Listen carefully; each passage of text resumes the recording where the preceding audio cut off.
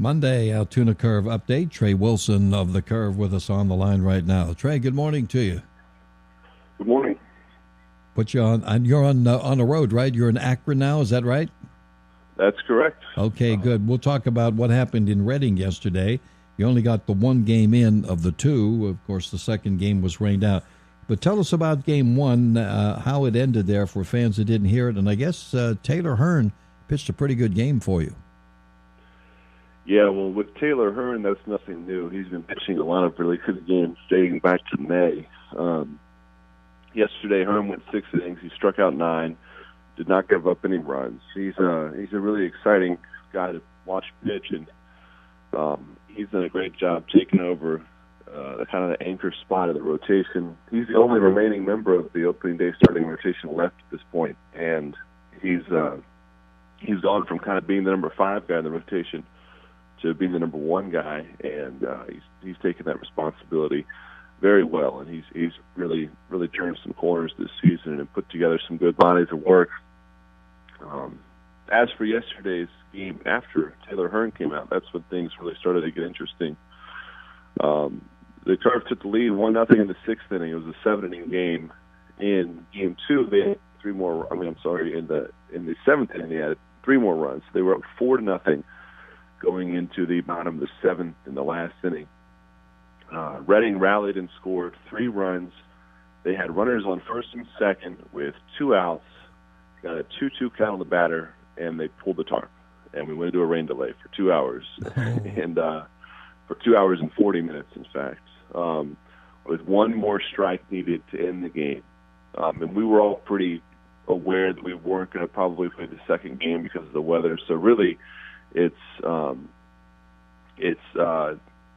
2-hour and 40-minute delay down to the last strike before we're backing up to get on a bus to go 6 hours through the night to Akron. So, so they delayed the game 2 hours and 40 minutes. We come back, and then on the first pitch back, Reading ties up the game, and it goes into extra innings. And the field was pretty soggy. The conditions were pretty rough to try and play in. I was really surprised that they continued that game because, one, the delay was so long. Yeah. And it rained so much.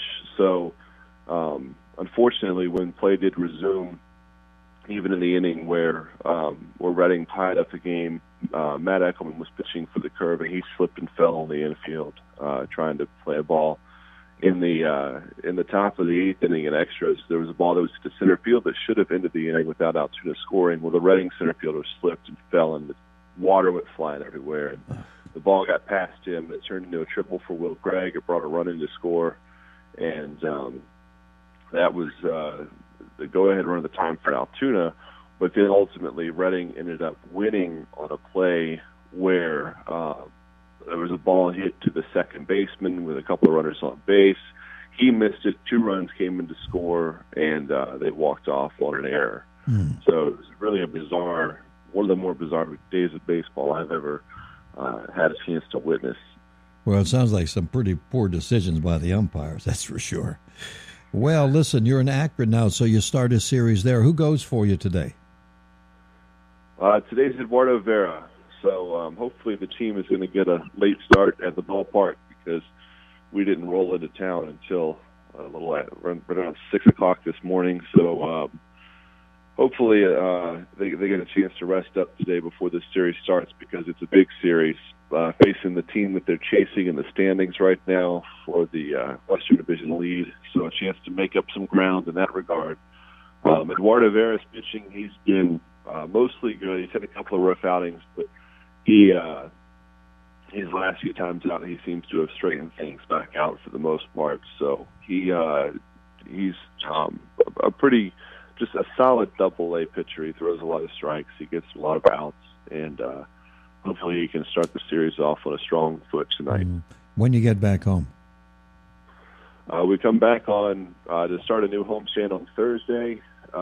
This weekend's series is a 4-game set against Binghamton. It's the only trip to town for Binghamton this series. So if you're a Mets fan, or if you're a Mets fan, you want to come out because it's the only time that they're going to come out this season.